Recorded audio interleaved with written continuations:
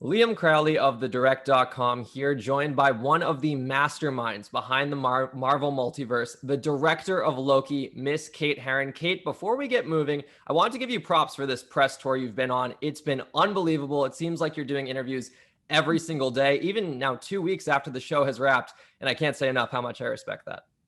Oh, thank you so much. Yeah, it's just been so exciting, seeing the reception the show has had. And yeah, it's just really nice to see people are enjoying what we did. So always happy to chat about it. That's awesome. Well, let's get started with some questions. The season has now wrapped, so we can now finally talk some specifics about it. So I'm curious to hear right off the bat, what was your proudest moment from your MCU directorial debut? Oh, proudest.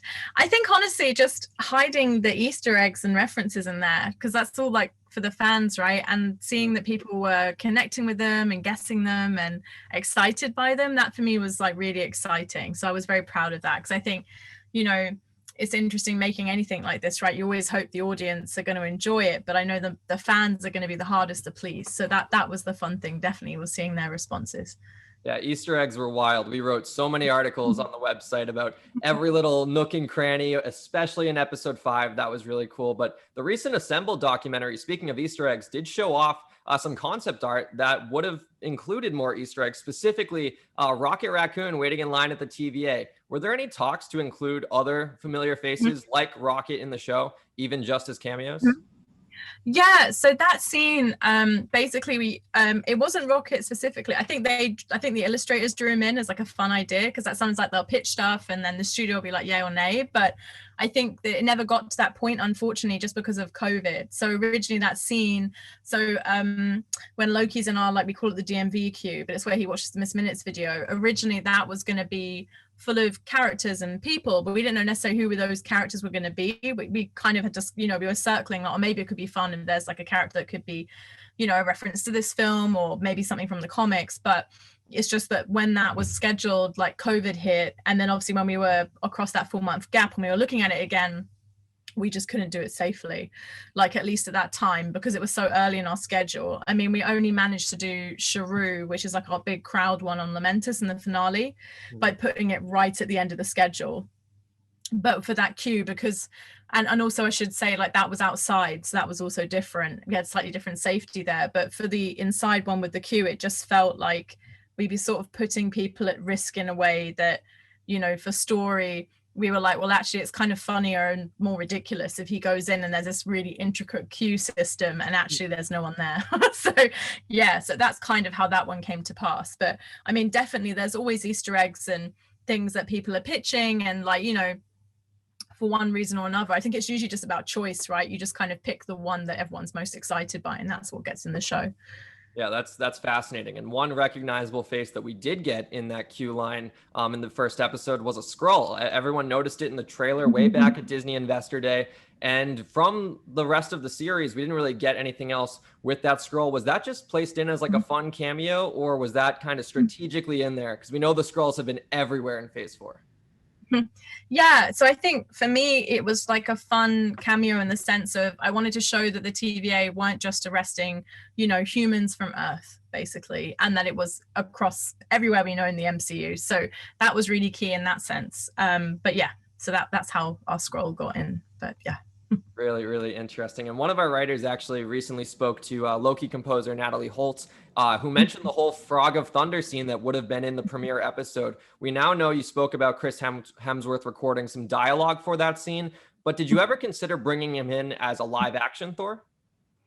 Oh, that would have been so cool. But no, I mean, the writers might have, but like by the time I joined, no, I think Sif was added a bit later, but that was so fun. But no, I mean, at least for the discussions I was part of, no. But you'd probably have to ask Michael if anything was coming from the writers' room. But yeah. Speaking of Lady Sif, that was such a crowd pleasing moment, because I wasn't even expecting it. And I mean, for people like me, journalists who are always digging through cast listings and trailers and such, to get a genuine surprise like that always elevates it just a little bit more. So that was really cool to see. But speaking of scenes and trailers that didn't make it into the show, I got to ask about that Stark Tower glorious moment. It's the one that was in so many TV spots, so much promotional material. And considering we're only at Stark Tower very briefly at the very beginning of Loki, and he's in shackles the whole time, where would this scene have been placed if it made it into the season? Yeah, so basically, originally I'd filmed a bit basically that it's just him kind of in the mirror before the Avengers arrive, and that's where that would have gone. And that, I guess, would have been our opening. But I think it's just when we were cutting it together, it just didn't for us feel like the most dynamic and like, you know, grab you by the hand way to open the show. And I think we were more excited by, we definitely used footage that hadn't been used in the films, like the bit where he waves, the close up, we also filmed that.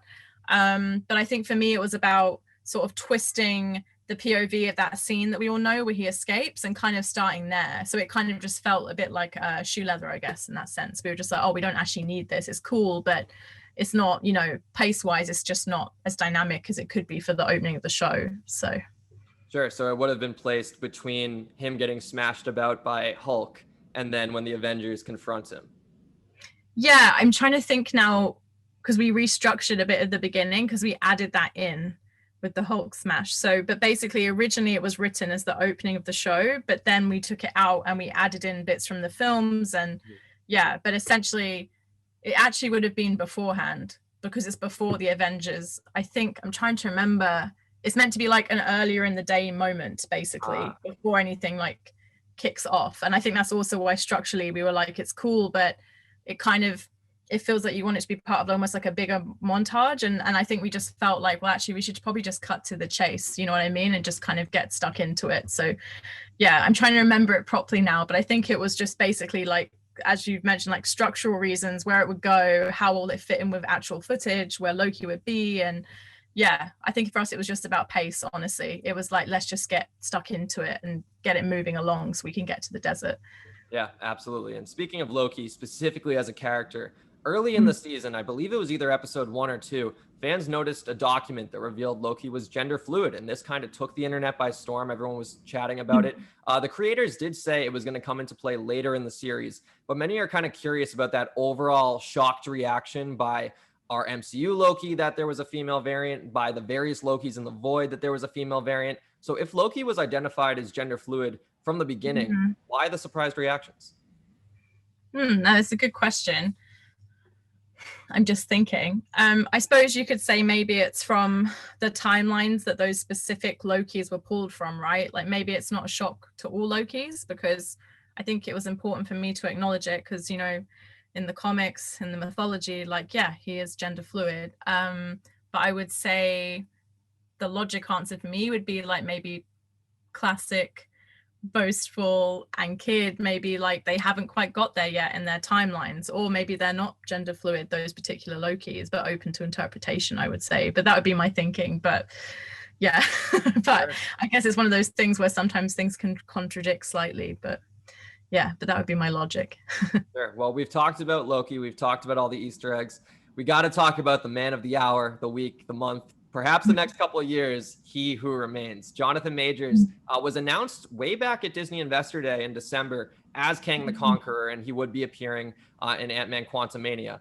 So for that reason, as soon as he showed face in the finale, myself and a lot of other fans knew exactly who he was, or rather who he would become when he referred to all the variants that would be coming in the future. Personally, do you wish that this casting was kept more under wraps so the variant warning didn't have such a definitive conclusion? Or was this whole structure of announce at Disney Investor Day, reveal in Loki, set up the future of the MCU? Was that kind of the way it should go? Well, in terms of the announcements, that's sort of above my station. That's more like, you know, my timekeepers, Marvel and Kevin Feige. But I think for me, like, I thought the casting announcement was quite cool, right? Because it didn't connect him to our show. And if anything, I'd be like, okay, cool, he's going to be an Ant-Man. And that's all I'd be thinking of when I saw that announcement. So no, I think for me, and it was cool, right? Because some of the fans, obviously, as they watched the show and they knew about time travel and we had little hints in there across it, there were people being like, well, Renslayer's there, so maybe. And you know what I mean? I think it was fun seeing people like putting together that puzzle. But I knew we weren't, obviously it's not Kang, but I knew we were going to give them a variant of him at the end. So I was like, well, people will be satisfied like with what we give them, but it's not exactly what people expect. So no, I was just quite excited, to be honest. And I was mainly just so happy that, it wasn't spoiled in some way, like, you know, there wasn't like an image leak or like anything leak from the show. So I was just happy we managed to keep that secret. Yeah, it was unbelievable. When I watched Assembled a couple days back, seeing him give interviews, I'm like, this feels wrong because this is like a behind the scenes look and it was kept so under wraps, but obviously it's public knowledge now, so it's all fair game. But as for the character himself, He Who Remains welcomed the somewhat controversial reveal that everything in the MCU has played out to his liking. You know, Bucky was supposed to fall off the train, Aldrich Killian was supposed to get ghosted by Tony on New Year's Eve, etc., etc. Recently, Loki writer Eric Martin definitively made the claim that there was no free will up until now. Does this mean that He Who Remains actually scripted the entire Infinity Saga, including the snap from Infinity War and the blip from Endgame? Ah, that's interesting. Sorry, I'm just thinking about it. I suppose, well, okay, so by our show logic, yes, because, you know, he says, like, I paved the road, you just walk down it. And I do believe that moment, you know, where and I think he is telling the truth, where he's like, we're in completely unforeseen time now. Like, I don't know what's going to happen, because he does, like, there's an interesting discussion at hand, I guess, because when the head's cut off of the middle timekeeper, it does whisper, see you soon, which is the very last thing he says to Sylvie. But how I interpret it anyway, is that, you know, he says he's gone through every possible scenario. So he probably has an idea of what would happen if, you know, Sylvie won the fight or if Loki won the fight, but he can't quite predict it. He can't write that because obviously they're their own people. And so in my head, I'm like, oh, I think he planned to say that to her if that happened. That's how I see it. But yeah, so I guess in theory, yes, to what you're saying, yeah, he would have scripted that, because that, yeah, by our show, that's what we're saying, that everything has been predetermined by this one character, even if up to this point we believe the characters had free will, which I think is kind of the fun rug pull of our show, right? Because I remember even when I read the first script, I was like, what? The Infinity Stones are in a drawer? What the hell? And I was just like, what?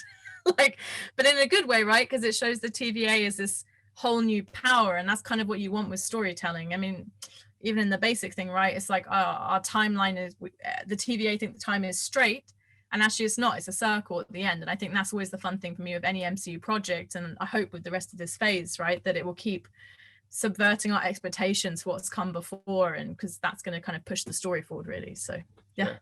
Yeah, well, the whole no free will is such a dangerous thing to me as a fan, because anytime I'm late for anything now, or anytime, you know, I sleep in a little bit, I'm like, hey, well, it wasn't my choice. Kang, please that. And all my friends are sick of that joke. But anyways, going off that kind of logic, Cap's final dance with Peggy, it's been a big point of contention on just discussions on social media. The Russos did claim that this took place in an alternate reality. But if that is the case, how would that not be a Nexus event? So I've been thinking about this. Sorry, because like I'm just like, so and people are gonna be annoyed because it's not a definitive answer, but also it's kind of like, you know, I can only answer really as a fan, right? Because it's sort of within the, so my theory is this. So it comes down to if you're an optimist or a pessimist.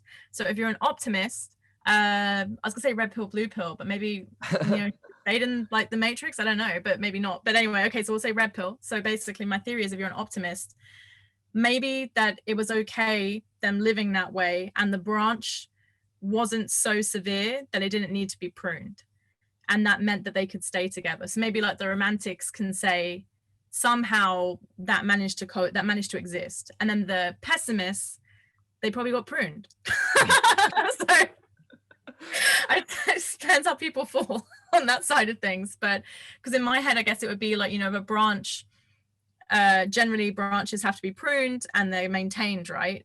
But it depends. Like if it's alternate, it would imply it's running alongside our main timeline. So yeah, so I think it kind of, I don't want to say for definitively they were pruned by our logic in the TVA, probably, but you know, maybe where there's a will, there's a way, and they weren't too disruptive and they managed to live happily ever after. Let's go with that. I love the open-endedness of it, because the discussions are what drive these projects. Like it would be no fun if there was such a conclusion. Sticking in the Citadel just a little bit, some eagle-eyed MCU fans noticed in the background of some concept art from that assembled doc, an Iron Man helmet, an Eye of Agamotto. We know Majors' costume, as described in Assembled, is kind of an amalgamation of history's artifacts. But does this mean, based on the concept art, he was originally an MCU collector of sorts? Yeah, we had basically, I think we used to have this scene in like what we called the Hall of Warriors, and we liked the idea of there being like cabinets of different things from across the MCU and time, like stuff he'd collected. And I think that was just a really early idea we were kind of circling for a while. And basically in the hall, it was like this big action sequence, and he fought his way through as like and sort of Loki and Sylvie fought their way through as like a trial, right, to get to He Who Remains. But I think the thing we found was that it was just more satisfying to kind of have it as a tension build, because it felt like it took away from this introduction of this cool character. And so that's why, for example, with Miss Minutes, I was like, well, let's do a jump scare of Miss Minutes, because we do that, it's a big jolt of energy. No, the audience will not trust us beyond that point, which is great. So then when the elevator door opens, it almost subverts what people think is going to happen, because it is such a relaxed introduction. So I think that kind of, it was led by character, to be honest. And just that, as we got more confident with like episode 1, seeing that the conversation was really exciting, I think we were like, well, actually, episode 5 is like our big action spectacle episode. So let's kind of, let's ease people into what this is going to be, which is basically like episode 1, it'll be a conversation, and save kind of any big spectacle moments to, the multiverse being freed. So, sure. Yeah. Yeah. So one final question about Kang. We did see numerous glimpses of him, both in that history played out with kind of like the clay and everything, and then the big statue at the end. Being that he's returning in Ant-Man 3, possibly in this same outfit that we see in the statue at the very end, was this design used for both the historic explanation and the ending statue something that was more influenced by Feige and Marvel Studios, or was it a big collaborative effort, like you said the casting process was?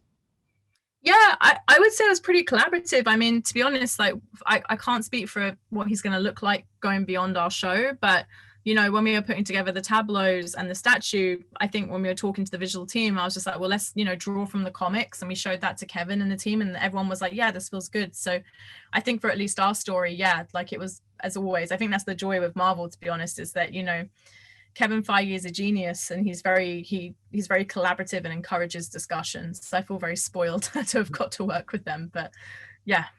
Yeah, it is really cool to see all the creators coming together. The roundtable-ness of Marvel Studios is fascinating as both a journalist and a fan of these projects. I did want to look towards the future a little bit. I know you're not coming back for season 2, but you did mention in an interview before the season began that you're a massive Spider-Man Tom Holland fan. Completely hypothetical scenario, not putting any pen to paper here, but if you were handed the keys to maybe take Peter Parker in the MCU into the future, how would you go about that? We know he's getting close to his college years now. So if we got a Spider-Man 4, what does Kate Herron's picture look like? I would honestly say, because it's so funny, I was asked what characters I liked, and I mentioned Spider-Man. I was like, she wants it. I was like, oh God, what have I unleashed? But I would say, honestly, like, I would be very excited to see where the story goes. But honestly, I'd always just defer to Kevin Feige on what he wants me to do next. He's my timekeeper, and he can choose my destiny and my fate. It's kind of what my non-answer would be. But like, yeah.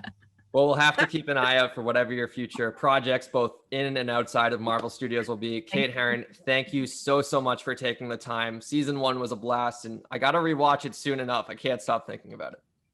Thank you so much. Cheers. Thank you.